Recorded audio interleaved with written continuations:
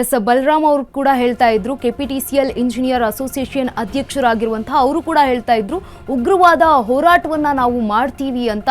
ಇದೀಗ ಮುಂದಿನ ದಿನಗಳಲ್ಲಿ ಯಾವ ರೀತಿಯಾಗಿ ಅವರು ಪ್ರತಿಭಟನೆಯನ್ನ ಮಾಡ್ತಾರೆ ಅನ್ನೋದನ್ನ ಮುಂದಿನ ದಿನಗಳಲ್ಲಿ ಗೊತ್ತಾಗುತ್ತೆ. ಯಾಕಂತಂದ್ರೆ ಈಗ ಟಾಟಾ ಪವರ್ ಕಂಪನಿ ರಾಜ್ಯಕ್ಕೆ ಖಾಸಗೀಕರಣಕ್ಕೆ ಎಂಟ್ರಿಯನ್ನ ಕೊಡ್ತಾ ಇರುವಂಥದ್ದು. ನೋಡೋಣ ಮುಂದಿನ ದಿನಗಳಲ್ಲಿ ಯಾವೆಲ್ಲ ರೀತಿಯಾಗಿ ಬದಲಾವಣೆಗಳಾಗುತ್ತೆ ಅಂತ.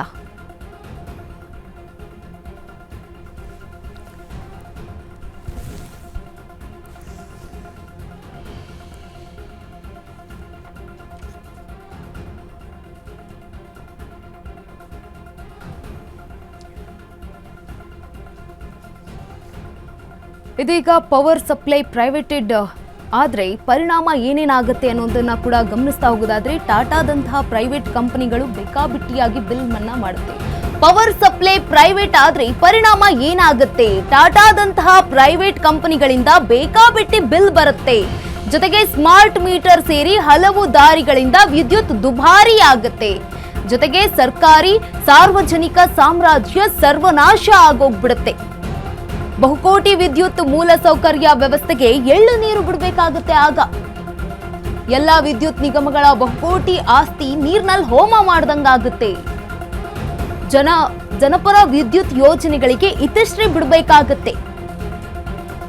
ರೈತರ ಫ್ರೀ ಕರೆಂಟ್ ಸ್ಕೀಮ್ಗಳು ಹಾಗೆ ಬಡವರ ಗೃಹ ಜ್ಯೋತಿ ಸ್ಕೀಮ್ಗಳು ಏನಿದ್ದಾವಲ್ಲ ಅವೆಲ್ಲ ಖಾಸಗೀಕರಣದಿಂದ ಭಾಗ್ಯ ಜ್ಯೋತಿ ಸೇರಿ ಫ್ರೀ ಯೋಜನೆಗಳಿಗೂ ಕೂಡ ಕತ್ತರಿ ಹಾಕಲಾಗುತ್ತೆ.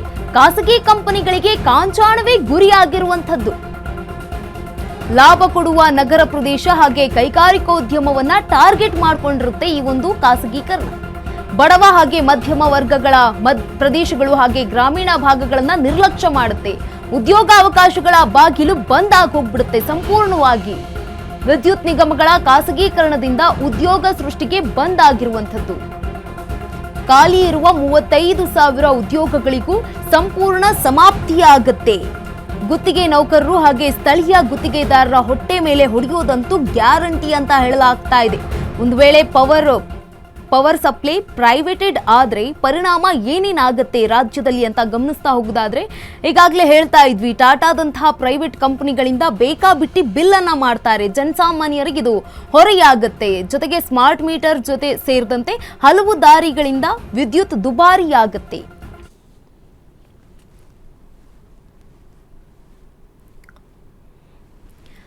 ಇದೀಗ ನಮ್ಮ ಜೊತೆ ಮಾತನಾಡೋದಕ್ಕೆ ಕೆಇಆರ್ಸಿ ಮಾಜಿ ಸಲಹೆಗಾರರು ಹಾಗೆ ವಿದ್ಯುತ್ ತಜ್ಞರಾಗಿರುವಂತಹ ಎಂಜಿ ಪ್ರಭಾಕರ್ ಅವರಿದ್ದಾರೆ. ಸರ್ ನಮಸ್ತೆ. ನಮಸ್ತೆ ಸರ್, ಈಗ ಕರ್ನಾಟಕದಲ್ಲಿ ವಿದ್ಯುತ್ ಕಂಪನಿ ತುಂಬಾನೇ ಚೆನ್ನಾಗಿರುವಂಥದ್ದು ಕೆಪಿಟಿಸಿಎಲ್. ಈಗ ಒಂದು ಮುಂಬೈ ಮೂಲದ ಟಾಟಾ ಕಂಪನಿ ಬರ್ತಾ ಇದೆ, ಖಾಸಗೀಕರಣ ಆಗ್ತಾ ಇದೆ ಅಂತ ಹೇಳಲಾಗ್ತಾ ಇದೆ. ಸರ್, ಈ ಒಂದು ಖಾಸಗೀಕರಣ ಆದ್ರೆ ಯಾವೆಲ್ಲ ನಷ್ಟ ಆಗುತ್ತೆ, ಲಾಭ ಆಗುತ್ತೆ ಸರ್? ಈಗ ಸುಮಾರು 47,000 ಕೋಟಿ ನಷ್ಟದಲ್ಲಿದ್ದಾವೆ. ಇದನ್ನು ಯಾರು ಚೆನ್ನಾಗಿದೆ ಅಂತ ಹೇಳ್ಬೇಕು ಅಂತ ನನಗೆ ಗೊತ್ತಾಗಲ್ಲ. ಓಕೆ.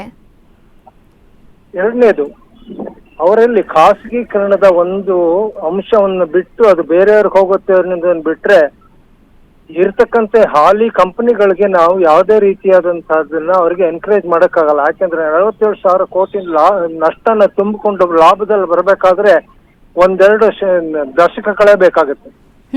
ಎರಡನೇದು, ಈ ಬೇರೆಯವರು ಖಾಸಗೀಕರಣ ಮಾಡಿದ ತಕ್ಷಣ ವಿದ್ಯುತ್ ಬೆಲೆ ಜಾಸ್ತಿ ಆಗತ್ತೆ ಅನ್ನೋದು ತಪ್ಪಾದಂತ ಒಂದು ಅರಿವು.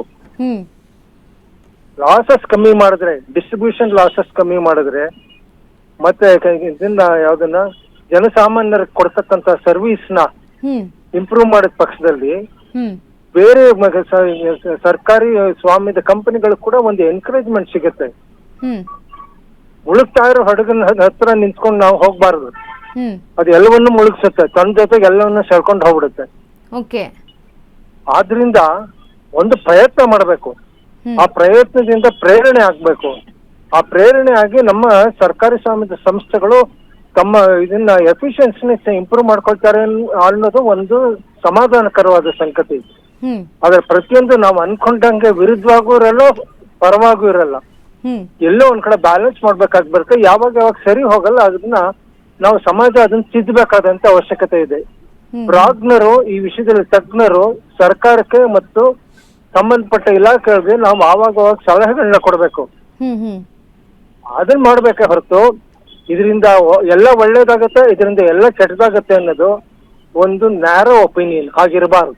ಓಕೆ ಸರ್, ಈಗ ಸರ್ಕಾರ ಖಾಸಗೀಕರಣ ಮಾಡ್ಕೊಂಡ್ರೆ, ವಿದ್ಯುತ್ ಖಾಸಗೀಕರಣ ಮಾಡ್ಕೊಂಡ್ರೆ ಲಾಭ ಏನಾಗುತ್ತೆ ಸರ್? ಜನರಿಗೆ ಏನಾದ್ರೂ ಲಾಭ ಇದೆಯಾ? ರಾಜ್ಯ ಸರ್ಕಾರಕ್ಕೆ ಏನಾದ್ರೂ ಲಾಭ ಇದೆಯಾ ಅಂತ? ರಾಜ್ಯ ಸರ್ಕಾರಕ್ಕೆ ನಷ್ಟ ತಪ್ಪೋದ್ರಿಂದ ಲಾಭ. ಜನಸಾಮಾನ್ಯನಿಗೆ ಬರ್ತಕ್ಕಂಥದ್ದು ಎಫಿಷಿಯನ್ಸಿ ಸಿಸ್ಟಮ್ ಬರ್ತದೆ. ಕನ್ಸ್ಯೂಮರ್ ಸ್ಯಾಟಿಸ್ಫ್ಯಾಕ್ಷನ್ ಅಂತಿದೆಯಲ್ಲ, ವಿದ್ಯುತ್ ಶಕ್ತಿ ಕಾಯ್ದೆ 2003 ಪ್ರಿಯಾಂಬಲ್ ಹೇಳಿದ್ರು ಪ್ರೊಟೆಕ್ಷನ್ ಆಫ್ ಕನ್ಸ್ಯೂಮರ್ ಇಂಟ್ರೆಸ್ಟ್. ಸಾಲ ಹೆಚ್ಚು ಆಗ್ತಾನೆ ಹೋಗ್ತಾ ಇರುವಂತ ಸಪ್ಲೈ ಕಂಪನಿಗಳು ಕನ್ಸ್ಯೂಮರ್ ಇಂಟ್ರೆಸ್ಟ್ ಹೆಂಗೆ ಪ್ರೊಟೆಕ್ಟ್ ಮಾಡುತ್ತೆ? ಅವರ ಉಳಿವಿಗೆ ದೊಡ್ಡ ಸಮಸ್ಯೆ ಇದೆ. ಆದ್ರಿಂದ ಒಂದು ಪ್ರಯತ್ನ ಮಾಡಬೇಕು. ಓಕೆ, ಎಸ್, ಧನ್ಯವಾದ ಸರ್ ಅಶ್ವವೇಗ ನ್ಯೂಸ್ ಜೊತೆಗೆ ಮಾತನಾಡಿದ್ದಕ್ಕೆ.